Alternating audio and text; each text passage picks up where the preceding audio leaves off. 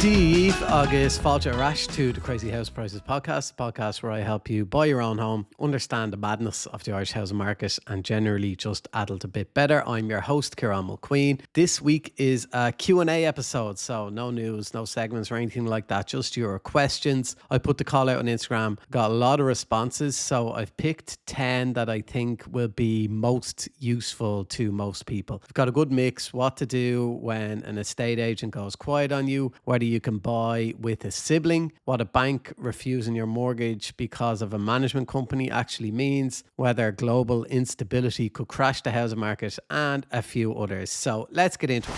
First question, I put in an offer at asking price 3 weeks ago. I'm the only bidder. The estate agent told me anything less would insult the seller. I've heard nothing since. What do I do? So you have more leverage here than you probably think. So you're the only bidder on a house that was listed, say, before Christmas at a higher price and didn't sell, and the seller already came down once, and 3 weeks on you're still the only one interested. So the estate agent's line about insulting the seller is a really classic tactic to get you anchored at asking from your first bid. So to be fair, the agent's job is to get the best price for the seller, but that doesn't mean you have to accept their framing of it. So the first thing I would do is I'd follow up by email, so you have a written record. Keep it short and friendly, something like, just want to check in on our offer, we're still very interested and keen to move forward, and then that's it. Don't chase too hard, don't issue ultimatums unless you really mean them. And then secondly, what you could do is consider whether you want to try slightly below the asking. So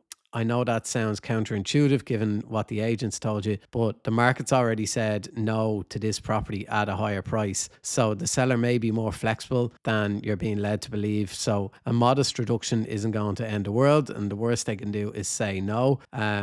You could issue a time limited offer, but don't do it unless you're genuinely prepared to walk away. So if you say the offer expires on Friday and then you keep it open, you've kind of lost your credibility. So you just kind of need to weigh up whether or not you think it's worth, say, you could meet in the middle or see what they're looking for. But the worst they can do is say no and then just walk away. But 3 weeks of silence on just one bid is quite unusual. So there's something going on there. So would push gently for communication, and you do have leverage there, so just use it. Question 2, the bank refuses mortgage over the management company. So the question was, our bank wouldn't release our mortgage because of the financial state of the management company on the property. Our broker had never seen this before. Has anyone else experienced this? So this is a bit more common really than people realize, especially with apartments. So when you buy into a managed development, you're not just buying the one unit, the one apartment, you're also buying into the management company, and that company maintains the common areas, and it's funded by annual management fees paid by all the owners. So that's your kind of service fees that you pay. So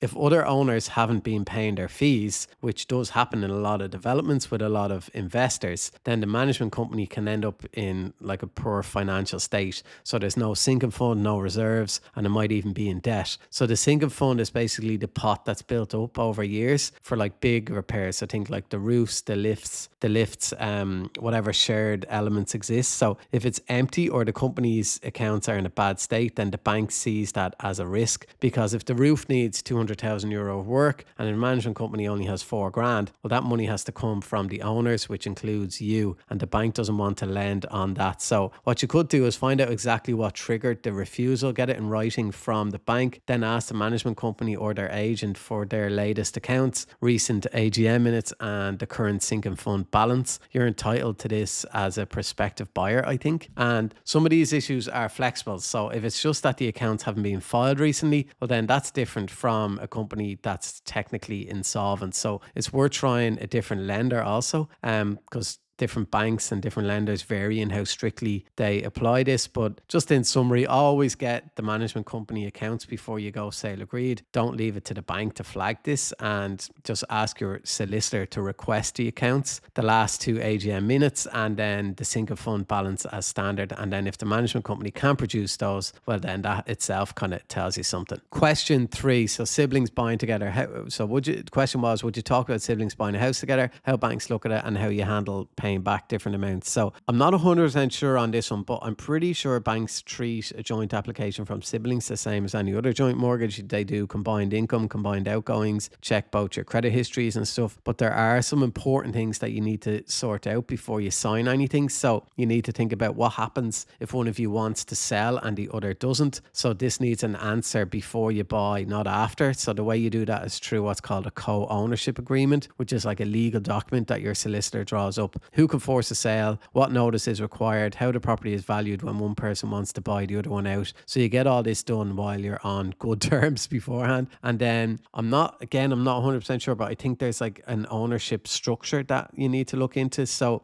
you can either own it as joint tenants or tenants in common. So joint tenants means if one of you dies, then the other inherits automatically, regardless of what your will says. And then tenants in common means you each own like a defined share, and those shares don't have to be equal. So if one sibling's putting in more of the deposit or paying more of the mortgage, you can reflect that in the ownership split. So like say 60-40 or 70-30, whatever fits there, and each person's share can then go to whoever they choose in their will. But one thing the bank won't care about is how you split the payments between yourselves. So as far as they're concerned, you're both jointly liable for the full mortgage. So if one of you stops paying, the other one is on the hook for all of it. So your private arrangement kind of lives in the co-ownership agreement rather than the mortgage. And a couple of other things, both of you need to be first-time buyers if you want to use the Help to Buy scheme. And if either of you has bought before, you both lose it. So, and you'll each need mortgage protection cover as well. So it can be something to do if the legal structure is done properly, and a co-ownership agreement, then that I don't think that's optional. I think you have to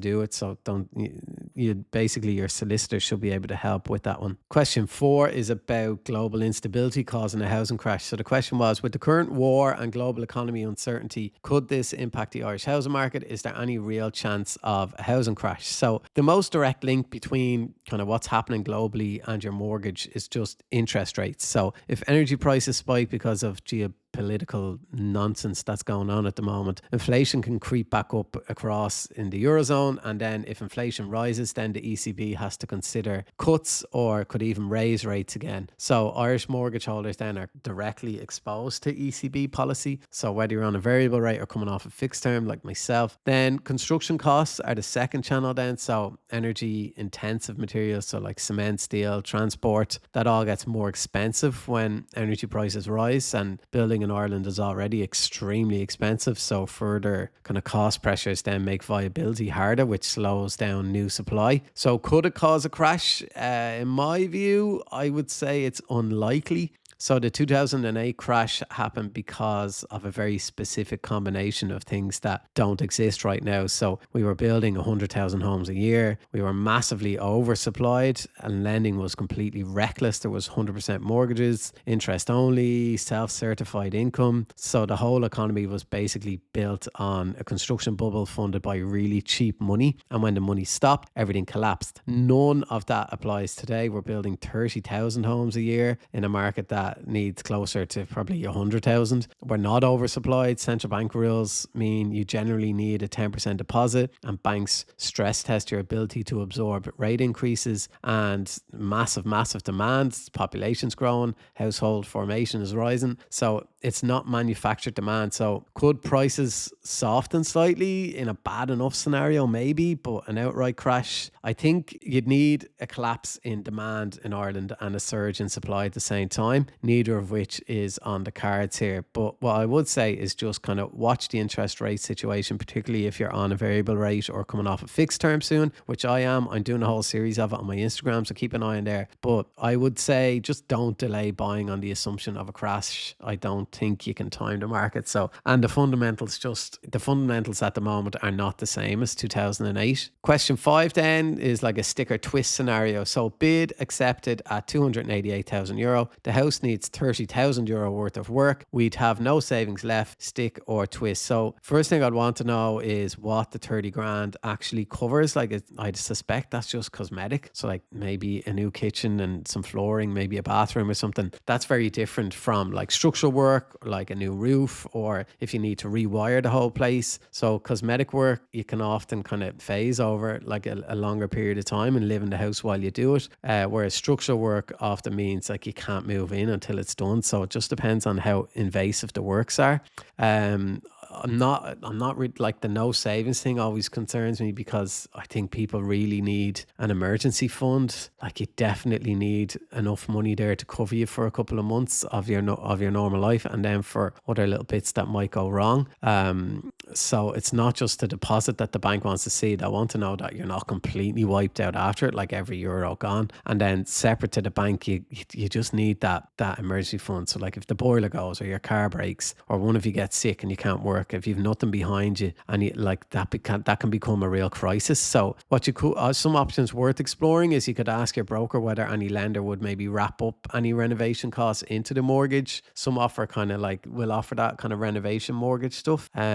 You could then look at kind of SEAI grants or any of that kind of stuff, or you could also consider going back to negotiate. Like if you've had the bid accepted and it's like 30 grand needs to be done to make it livable, well then, there's a reasonable conversation to be had there about like maybe a small reduction. Or some sellers, particularly if they just want, they want a clean sale, they want to move on, they might engage with that. So then you're looking at 288 grand plus 30 is 318 all in. So is that the right price for the property in that location? If yes, and you can phase the work, or you can find a way of even keeping a small buffer of kind of 5 to 10 grand, then definitely the case for going ahead is quite strong. So I would just say going in with zero savings is a genuine risk. So just explore every other option and try and hold on to some sort of emergency fund before you draw down. So that small cushion could save you a lot of stress then. Even like definitely things like even solicitors fees, like there's 2 or 3 grand you could save from using, say, Jacob Law, who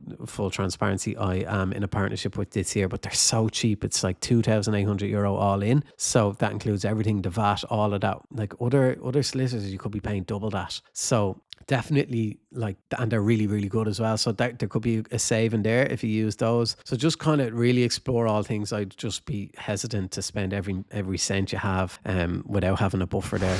If your financial plan is basically hope for the best, well, we need to talk. I've trusted Financial Planning Matters with my own money for years. They sort out all my pensions, my investments, everything. They're an Irish company, and in a sector where too many are just chasing commission, FPMS are genuinely on your side, which is really rare. I know personally the impact it can have on a family not having a financial plan in place, and I know we Irish tend to put off finance stuff, but please don't. Their new website is packed with tools and guides to help you get your money sorted. So go to fpms.ie. Future you will thank you.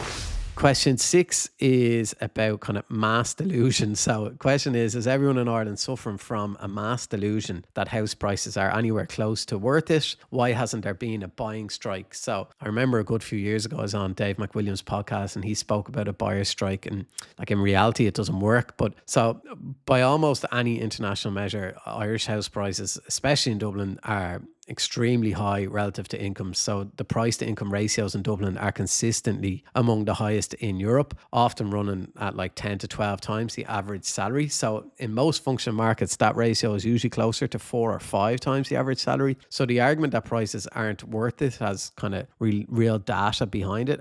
But I wouldn't call it a delusion. Like, people are paying high prices. They're not doing it irrationally. They're doing it because the alternatives are worse. Renting in Ireland is extremely expensive. Record rents, highest ever. You're insecure, and it just often costs a lot more than what the mortgage would. So buying even at a high price can be a better financial decision. So that's not delusion. That's just what people are choosing the least bad option there. And I do see house prices going up and up and up, as I do with rents. So as for why there's no buying strike, there's a few reasons. So housing isn't discretionary. You can't just you can boycott like a brand or a coffee, but you can't boycott needing somewhere to live. There's no coordinating mechanism either. So a strike works when people can credibly commit to it together, like in a trade union, and everyone does it. And buyers in Ireland are completely separate. Like they're not all going to be able to get together and just stop. Like it's just not possible in the real world. And there's also like the fear of missing out. So even people who think prices are too high worry that if they wait, prices will be higher again. So the real problem is just a lack of alternatives. So if renting was better or more affordable, then more people could do it, but it's not.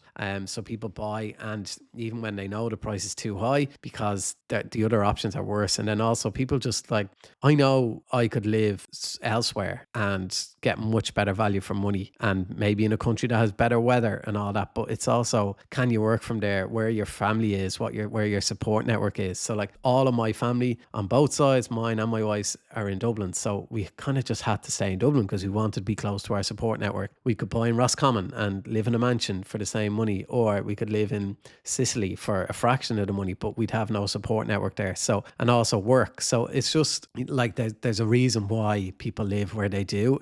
But yeah, the prices are obviously absolutely outrageous. Question 7, buying a car with approval in principle. So I have approval in principle. I want to buy a new car. I'll still have enough for the deposit. Will the bank care? Yes, they will. Please don't do this. So approval in principle is not a final mortgage offer. It's the bank saying, based on what we've seen so far, we think we'd lend you this. And then before drawdown, they're going to review that again. So they usually, your bank statements for 3 to 6 months before drawdown, your credit report, they're looking for any change in your situation. And a car on finance, or even if you just buy it, is a material change, because it's either, if you're buying it on finance, it's a new monthly outgoing that reduces your disposable income, reduces your repayment capacity. So that will change your maximum mortgage amount, and will also mean you have to go through the whole thing again. And then even if you do buy the car outright with cash, then the bank sees a large sum leaving your account and will ask about it. So if it's reduced your savings buffer to a level that they're not comfortable with, your approval can be reduced, or they'll even pull it all together. And finance on the car obviously shows up on your credit report as a new liability. So you say you'll still have enough for the deposit, but it's not just the deposit the bank wants to see. They want to know, have you something left after it? And then also, so what I would say is just wait until you have the keys in your hand and then buy whatever car you want. And before you do anything, talk to your broker. So that's a 2-minute phone call, and it could save your mortgage approval. But please don't do anything until you draw down. Question 8, was the early fixed rate renewal a good call? So question it was sent in. I was on a 3-year fixed at 4.5% with Bank of Ireland. They let me renew a year early at 3.2% for 4 years with no penalty. Was that smart given global uncertainty and potential ECB rate rises? I think this is a good question. So you've gone from 4.5% to 3.2%. That's a massive reduction. So say on a mortgage of 250 grand over 25 years, you're saving about 170 to 180 euro a month. And then you're also now protected against any rate increases until roughly 2029. So could rates rise between then and now? Yes, absolutely they could. That's a worry I have myself. And there are ECB council members saying upside risks are still very much on upside kind of rate increases are very much on the table. And then with the kind of geopolitical instability, that can feed into inflation really quickly. And if rates do go up, you're now locked in at 3.2%, and you'll be very glad that you are. Then alternatively, could rates fall further and leave you stuck at 3.2%? That's possible. No one knows. Like, economists don't know, the ECB don't know, I don't know. But what you know now is that you have your repayments locked until 2029, and that is worth a lot, I think, particularly right now. So so you could also, I think maybe you got that because of your BEO rate as well. So I just say, and because the fact that you could renew without a breakout fee as well, that's great. So a lot of people often stay in a higher rate because they don't want to pay that fee. So I think, yeah, overall probably a pretty good move. You know exactly what you're paying until 2029. You can plan your money. You can budget accordingly. So yeah, I think you probably made the right choice, to be honest. I can't really see rates going below 3% probably ever again, unfortunately. But I don't know. That's just kind of like a guess. So I'm in the same position, but I'm on 2.1%. So I think I'll be looking at 3.2% as well. So I know it's going to go up regardless, but I don't know. I'm contemplating going with Avant and just fixing for 20, 25 years, to be honest. So that's what I'm looking at. Next question, question 9. So, Help to Buy after a year in Australia. So, my partner and I are returning from Australia in September after a year on a work and holiday visa. Will our time abroad affect our eligibility for Help to Buy? So, no, you're not disqualified. So, you're still first time buyers. Doesn't change because you went abroad. But what matters is Help to Buy is a refund of your Irish income tax and dirt paid over the last 4 years before you apply. So, the maximum is 10% of the purchase price, which is capped at €30,000. And you can only get back what you've actually paid into the Irish tax system. So if you're in Australia for 12 months, well, then that's obviously not Irish income tax. So that's gone. So if you apply, they'll be looking at basically 2022, 2023, 2024 and 2025. And any year you're earning abroad then with no Irish tax, then that's a blank year in the calculation. But your entitlement will likely be lower than like if you'd stayed in Ireland, obviously throughout. But it just kind of, it depends how much tax you paid in those other years. So that will give you if you go into your revenue, log into your My Account, check your tax history for the last 4 years, and you'll see exactly how much Irish income tax and dirt you've paid. And then that gives you your actual number before you start budgeting around it. And then a couple of other things to be aware of. You have to be a tax resident in Ireland when you apply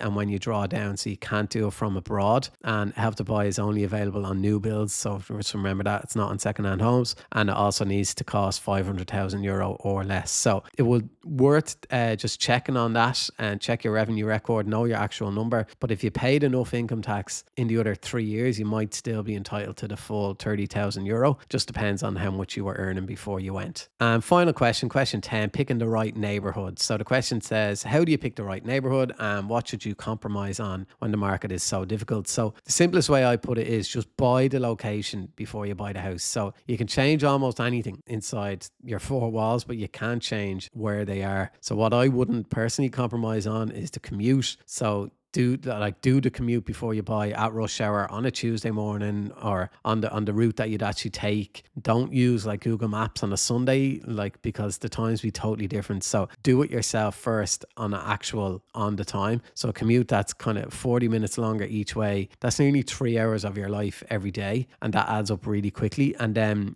if you're planning on a family, then think of kind of schools that are nearby. So if you plan on sending them to, say, an Educate Together school, just because I work in an Educate Together school, are there any of them nearby? So you kind of need to check that kind of stuff out. Check floodinfo.ie and all that kind of stuff. So check if the properties are kind of flood affected.